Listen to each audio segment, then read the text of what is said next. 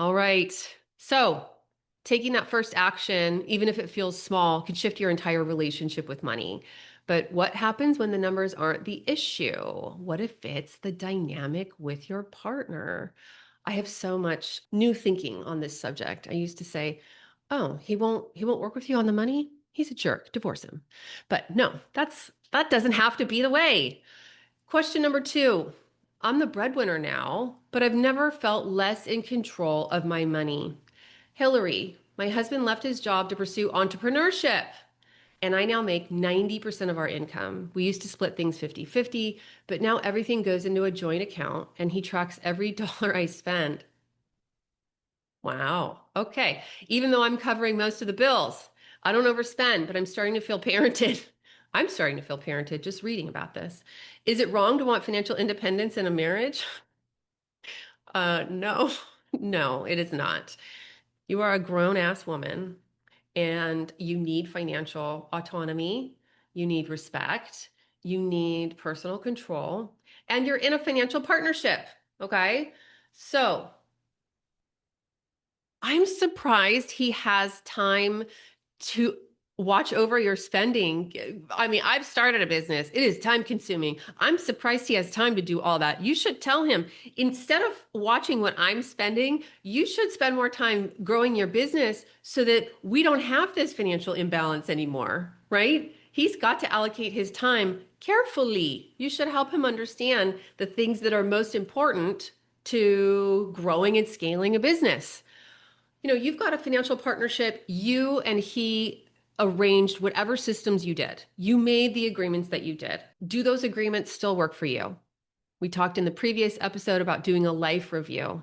You have full permission to review the agreements you made in the past and rescind your agreement if it no longer works for you. Okay. This is what I always start with when people talk about the relationship stuff. Is like, it's important to give yourself the freedom. If you don't embody that you have the freedom to bow out of a relationship or an agreement, then you will be in that relationship and or agreement with a modicum, a molecule, or a massive amount of obligation. I want you free of obligation. Okay. So I'm not saying leave.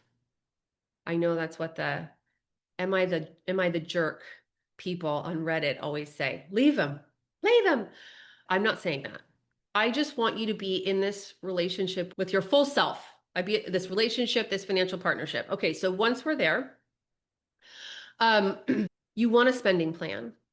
As a partnership, as a financial partnership, you and he need to have a spending plan. So I'm thinking, why is he even reviewing your expenses? What is he doing in there? What's happening? Why is that? Because you must have an agreement about how much you're going to spend. So either you don't have an agreement or you're breaking that agreement or you're not breaking that agreement and he's like not trusting you. So we got to diagnose which of those phenomena is happening. And if you don't have a spending plan, you need one. Hit rewind a little bit and go create your own financial automation plan. Then you want to stick to that spending plan together. And in the beginning, when someone's starting a business, you kind of need to plan for 6 to 12 months without income. So it's interesting you say that you're earning 90% of the income. I'm super curious. Like, is he earning that 10% consistently? Is that consistently coming in? And if so, how long has he been in business? Like, are you going to do a review as a partnership? Is this business thing working out? Can I go back to my job if I'm not making the money I want and need to make? And yes, being in business isn't about making as much money as you think you can. In other words, just making as much money and being happy with how that number ends up. You've got to have goals and you've got to be growing and you've got to be willing to quit doing things that aren't profitable. Okay. So then getting back to what's wrong in this, that he's reviewing all of your expenses. So we covered if you don't have a spending plan, get you a spending plan. The second thing is you have an agreement and you're overspending. So if you're overspending, well, honey, then you don't deserve his trust. I mean, come on. If you made the agreement, you got to stick to the agreement. You can't break your word in a relationship. You know this.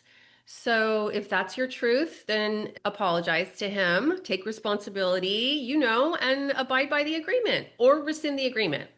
And then the last one is you're abiding by the agreement. You have an agreement, you're abiding by the agreement, but he doesn't trust you. Couples therapy? Yeah. you know, which would be bad. Hopefully he can knock that off because you don't necessarily have the time or money for couples therapy. You want to be a fully functioning machine as a couple so that he can go focus on making more money in his business, right? Because he's not going to feel like a fulfilled, happy, proud human until his business is up and running and profitable and he's contributing to the relationship like at the level of the provider he wants to be. Okay. Yeah. And then in terms of what should be separate, I do think a husband and wife or wife and wife or husband and husband, two members of a romantic partnership should have separate accounts. There should be small pots for you to spend from that you don't have to answer for, that person doesn't get oversight to, and maybe that's 5% of your spending budget. Like it should be small.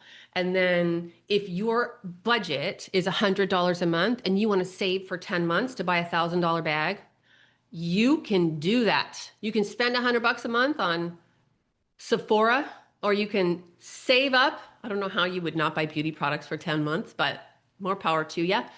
You can save up and buy that $1,000 bag. I was going to say Louis Vuitton, but you can't get a Louis Vuitton for that price, can you? It's really not wrong to want financial space. It's really healthy. You need your autonomy. So does he. The key is really having that conversation and bringing this to him with the intention to work it out before that resentment builds. All right. I wish you luck. Key lessons from today's episode include healthy financial systems honor your relationships and your goals. It is okay to have it work for you, and trust is required in romantic and financial partnerships. Thanks for listening to this Ask Hilary episode of Love Your Money. Don't forget, you can send your own Ask Hilary questions to hello@hendershottwealth.com or just go to hendershottwealth.com/Ask Hilary. Until next time, keep loving your money so it can love you back.